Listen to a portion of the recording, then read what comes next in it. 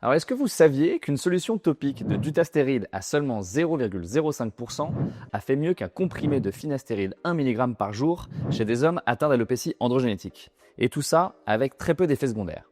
Eh bien, c'est ce qu'on va voir ensemble aujourd'hui.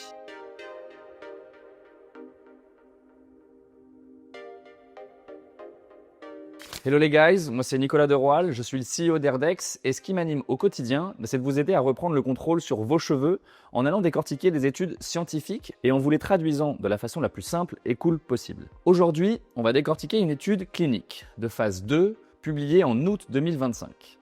Son but, évaluer l'efficacité et la sécurité de solutions topiques de dutastéride à 0,01%, 0,02% et 0,05% chez des hommes atteints d'alopécie androgénétique.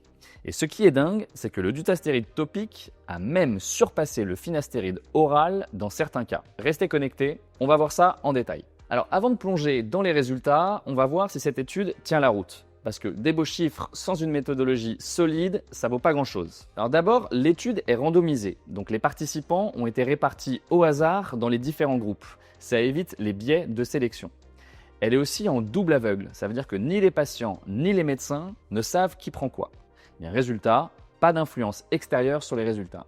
Et enfin, elle est contrôlée. On compare le dutastéride à un placebo, mais aussi au finastéride oral 1 mg, ce qui permet de situer son efficacité. Sur ce point, l'étude est très fiable. Ensuite, les critères d'inclusion et d'exclusion. Ils ont inclus des hommes entre 20 et 60 ans atteints d'alopécie androgénétique du stade 3 à 5 sans traitement hormonal récent. Et ils ont exclu tous ceux qui avaient une autre cause de chute, une greffe ou des médicaments pouvant fausser les résultats. Eh bien là aussi, c'est très bien fait, c'est sélectif sans être trop restrictif. Ensuite, la durée et la taille de l'échantillon. On a 135 participants répartis en 5 groupes. C'est raisonnable pour une phase 2. Les traitements sont pris sur 24 semaines, soit 6 mois. C'est assez long pour évaluer les premiers effets concrets. La fiabilité est plutôt correcte, même si une durée plus longue serait idéale. Et enfin, les techniques d'évaluation. Eh bien, les résultats ont été mesurés avec des outils précis.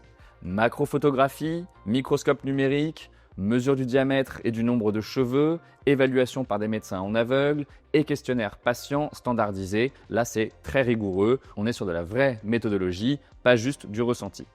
Donc en conclusion générale, c'est une méthodologie solide, l'étude est très bien structurée, les outils d'évaluation sont fiables et les résultats peuvent être pris au sérieux. On peut donc maintenant passer à l'analyse des données en toute confiance. Allez, rentrons dans le vif du sujet. Est-ce que ça fonctionne? Eh bien la réponse est oui et plutôt bien. Voici les résultats pour l'augmentation du nombre de cheveux. Donc globalement, à plus 6 mois, tous les traitements ont montré une augmentation de la densité par centimètre carré en comparaison au placebo. Plus 32 cheveux pour le dutastéride topique 0,01%, plus 27 pour le 0,02%, plus 75 pour le 0,05% et plus 41 pour le finastéride 1 mg contre 0 pour le placebo. Ce qui est incroyable ici, c'est la différence entre le dutastéride topique 0,05% par rapport au comprimé 1 mg. Les résultats sont presque 2 fois plus efficaces pour le dutastéride. Au niveau de l'épaisseur des cheveux, eh bien on voit aussi une augmentation significative dans les 4 différents groupes. Plus 11,59 d'augmentation de diamètre des cheveux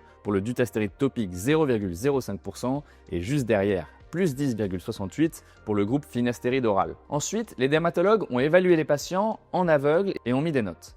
Plus 2 et plus 3 correspondent aux personnes qui visuellement avaient des améliorations. Eh bien, le grand gagnant à plus 6 mois, c'est le dutastéride topique 0,05% avec plus 68% des personnes avec un score supérieur à 2. Plus 51% pour le dutastéride topique 0,02% et plus 21% pour le dutastéride 0,01% et le finastéride oral 1 mg. Le placebo, lui, n'a eu que 13% d'amélioration visuelle. Enfin, les patients ont auto-évalué leur satisfaction en répondant à un questionnaire. 1 étant très satisfait et 5 très insatisfait. Donc plus le score est bas, plus les patients sont satisfaits. Mais ici, on regarde les scores qui sont inférieurs à 2. Et à chaque fois, c'est le dutastéride 0,05% qui a le meilleur score, toujours à plus de 90% de satisfaction, contre seulement 70% pour le finastéride oral 1 mg. Bon, je ne vais pas pouvoir vous montrer toutes les photos des patients, mais si on prend un seul exemple, voici des patients après 24 semaines, donc 6 mois. Et le changement est clairement visible en densité, en épaisseur ou en amélioration esthétique. À chaque fois, les résultats sont plus visibles pour le dutastéride 0,05%. Alors oui, c'est efficace, mais est-ce qu'il y a des effets secondaires? C'est la vraie question et bien on va regarder ça tout de suite. Sur ce premier graphique, on regarde la différence d'évolution des taux de testostérone. C'est en nanogrammes par millilitre. Bien, le finastéride oral, 1 mg, augmente de 16% au bout de 3 mois et continue d'augmenter jusqu'à plus 20% à 6 mois, alors que le dutastéride 0,05% reste quasiment identique. Et là, sur le second graphique, on voit que les taux de DHT, donc la dihydrotestostérone, diminuent de 27% au bout de 3 mois pour le finastéride 1 mg, puis remontent à plus 11%. Pour le dutastéride topique 0,05%, les taux baissent légèrement de 9% à 3 mois et continuent de baisser à 11% à plus 6 mois. On comprend donc que la perturbation hormonale est moins importante pour le dutastéride topique 0,05%. Donc pour résumer, le dutastéride topique, même à faible dose, fonctionne. La concentration 0,05% est plus efficace que le finastéride oral sur plusieurs critères. Et surtout, les effets secondaires sont quasiment inexistants grâce à une très faible absorption dans le sang. Et attention, ce n'est pas un produit en vente libre, évidemment. Le dutastéride topique est un médicament sur ordonnance et son usage doit être encadré par un médecin. Et bien chez Airdex, on vous permet de consulter un médecin formé à l'alopécie en moins de 24 heures. Si ce traitement est adapté à votre profil, il pourra vous le prescrire. Et là où ça devient vraiment intéressant, c'est qu'il s'agit d'une préparation magistrale. Qu'est-ce que ça veut dire? Eh bien, ça veut dire que la pharmacie prépare une formule sur mesure avec le dosage qui vous correspond exactement. On peut commencer à faible dose et ajuster progressivement et trouver le bon équilibre entre efficacité et tolérance. C'est vraiment 100% personnalisé. Donc avant de tester quoi que ce soit, parlez-en à un médecin. Et si vous ne savez pas par où commencer, vous pouvez passer par notre plateforme Airdex. On est là pour vous accompagner de façon sérieuse et efficace. Voilà, si vous avez aimé ce décryptage, n'hésitez pas à liker ou à vous abonner en activant la cloche.